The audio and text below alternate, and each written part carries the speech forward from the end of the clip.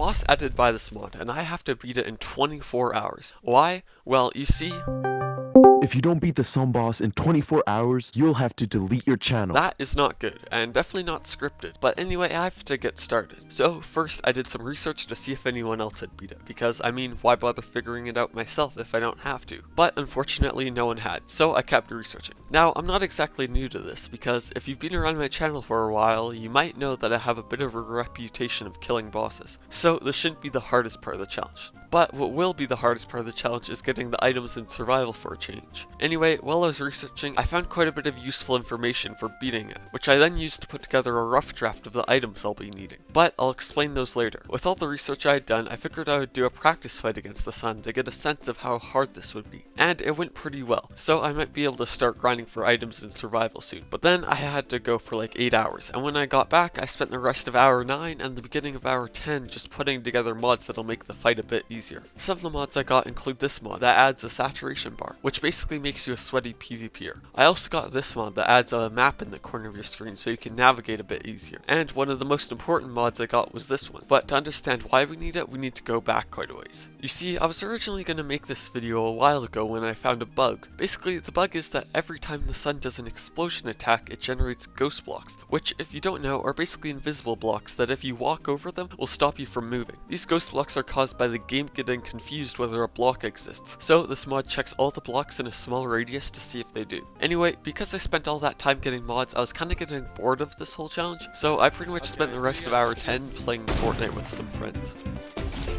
There. Oh! After I got back on task, I set up those mods I just got and prepared some more items for the practice fights I spent the next half an hour doing. Unlike the previous fight though, these ones did not go so well, which is actually a good thing because then I was able to learn from my mistakes. For example here, where I got too close to the sun and was absolutely destroyed. From that I realized that I should have been using totems instead of a shield in my offhand, and I learned that I needed to keep my distance from the sun. After this fight I figured I was about ready to begin the item grind, so I started researching the fastest way to get maxed gear. And I watched this video which showed me how to do just that all the way into hour 11. After the video, I spent more time going over the items I'll need for the fight, but at 12:07, I was finally ready to start the survival world. I got the regular early game items, wood, stone, food, but before I even bothered getting iron, I found not one, but 2 villages. I decided to make the first one I went to my base, and the second one I could use later. When I got to my new home, I greeted my neighbors as most do, by ransacking their houses, causing mass sleep deprivation, and eliminating the local law enforcement. Even though they were in poverty and sleep deprived, I couldn't let them just roam around freely, so I trapped them all in a pit before causing a famine. With famines caused, I remembered an equally important issue. I couldn't get 6 cinematic shots of me committing various crimes because Replay Mod, the mod that allows you to make them, isn't available for this version of Minecraft. So I spent the next 20 minutes searching for an alternative, but couldn't find anything, so I just got back on the grind. I spent a while just doing random tasks, but then realized that the one iron golem I killed at the beginning was not enough iron for the entirety of this challenge. So I set off in search of a mountain or a hill to get some iron from, and after only 2 minutes of searching, I managed to get 1 piece of iron before I failed a water clutch and had to run all the way back. Despite that L, I kept going and managed to find a mountain just as it became hour 13. I searched the top of the mountain but didn't find any iron. I didn't really feel like looking for another mountain, and I wasn't completely sure how ore generation in 1.18 worked, so I decided to go into the cave in the middle of the mountain hoping that I'd find some amount of iron, and if I didn't, hopefully there would be other valuable resources.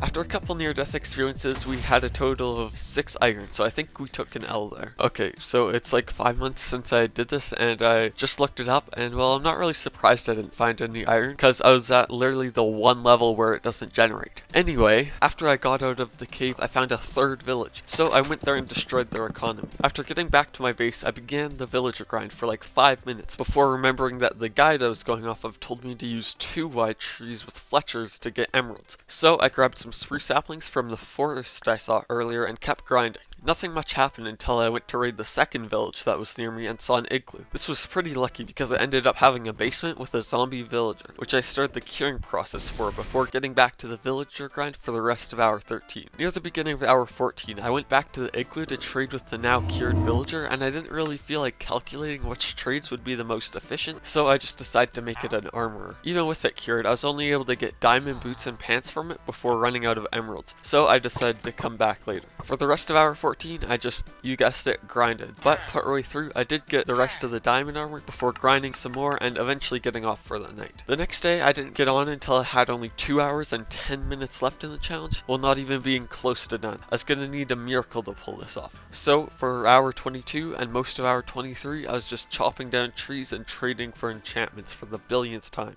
I was gonna put a montage here, but I couldn't think of a way to make this look interesting, so just imagine doing this for like an hour straight. With an hour and 5 minutes left, I went to the nether finally to get some of the last materials I needed. I ended up finding a bastion which had the gold I would need for this fight. You see, this whole time I'd been collecting apples so I could make a ton of gaps, which would be my only food source for the fight. I didn't have all the gold I wanted quite yet, so I kept exploring in the nether and came across another bastion. Now, with more than enough gold, I went back to the overworld to secure it, but I wasn't done with the nether yet, so I went back in and found a fortress where I got 2 more important resources for this challenge: nether wart and blaze rods. These are important because the sun has a passive ability where basically everything near it gets set on fire, so we need to make fire resistance potions to counter that. I had only 27 minutes left to finish the challenge, but I wasn't anywhere near ready. I spent the remaining time I had trading with the villagers, hoping to pull off a miracle as the end got closer and closer. It seemed hopeless. There were plenty more resources I needed to gather, and as the time remaining withered away, there were less and less options until there was only one remaining. Give up?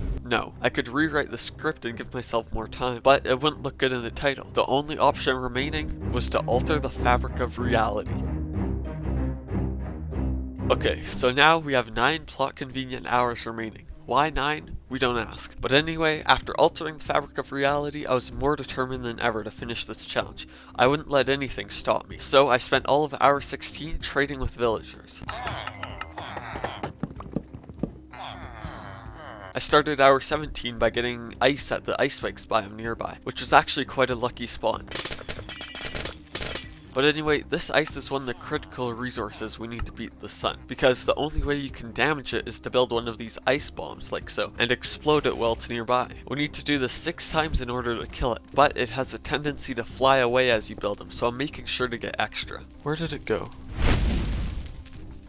How do I get it to not run away? For the rest of the hour I traded, getting closer and closer to being ready. I spent most of hour 18 doing the same thing too, until the end when I remembered that I was going to need a totem for this fight. So I set out in search of a pillager outpost, which shouldn't be too hard to find with 3 villages all close together. I didn't leave the outpost until I had Bad Omen level 3 to ensure that I'd get lots of totems. When I did leave, I didn't really feel like fighting a raid right away, so I spent a while looking for desert temples before heading back and starting the raid.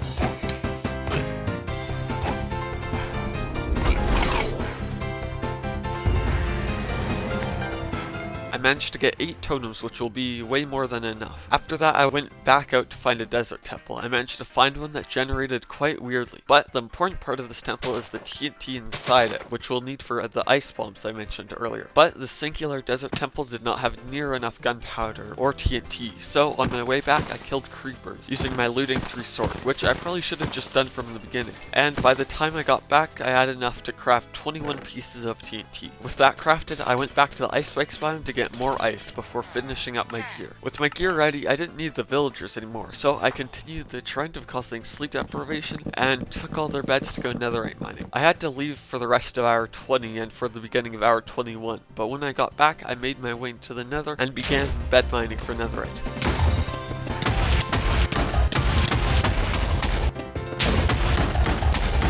Partway into hour 22, I ran out of beds and had to resort to mining along a chunk border until I finally got enough. And with that done, I had all the resources I needed, so I repaired my gear and organized my inventory as hour 22 ended. During hour 23, I decided to move all my gear over into 1.16 with the benefit of being able to get cool cinematic shots during the final battle. I now had everything completely ready to go, so I just waited until I was almost out of time to make things more dramatic. With 15 minutes left, I went above a lava lake to stop it from spawning in the walls. I took off everything except my leggings, held 6 iron blocks, and lit myself on fire to summon it.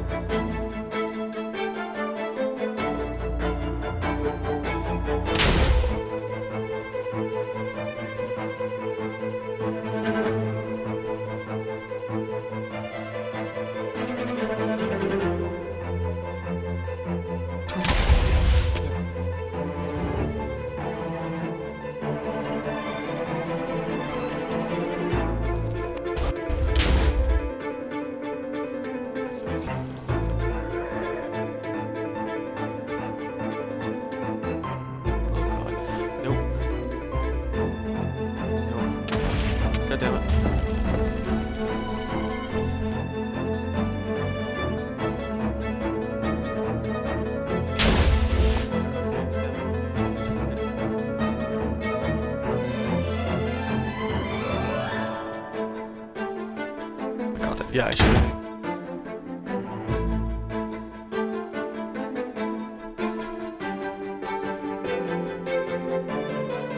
Oh, that's why we used.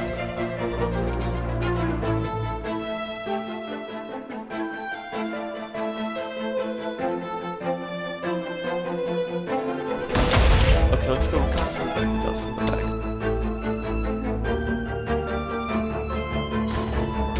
God. Yeah, it's a little bit close for me.